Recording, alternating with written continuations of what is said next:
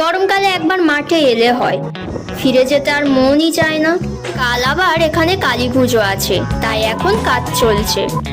এদিকটায় আমরা খুব একটা আসি না, তাই জানতাম না যে কালী পুজোটা এত বড় করে হয়। কত ধরনের লাইটিং দিয়েছে এখানে, মা কালী, জবা ফুলের গাছ, শিব পার্বতী, কি সুন্দর লাগছে। সব থেকে বড় লাইটিংটাতে এখনো কাজ চলছে। এদিকে আমরা মেন রোডে চলে এলাম।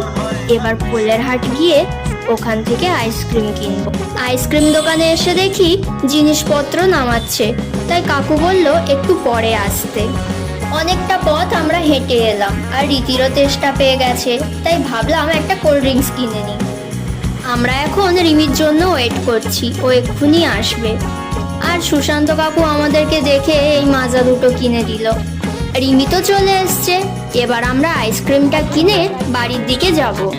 জিনিসপত্রগুলো বাড়িতে রেখে এখন আমরা দয়রামপুরে যাচ্ছি। এখন আমরা 14 হাত কালী মন্দিরের সামনে চলে এলাম।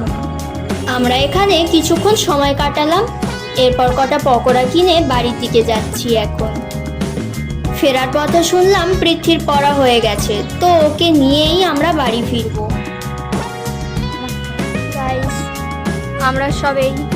আমরা সব উপরে এসেছি। দিদি হাই করে দাও। হাই। আর এই হলো আমাদের পকোড়া, আর এই মুড়ি তেল দিয়ে এনেছি।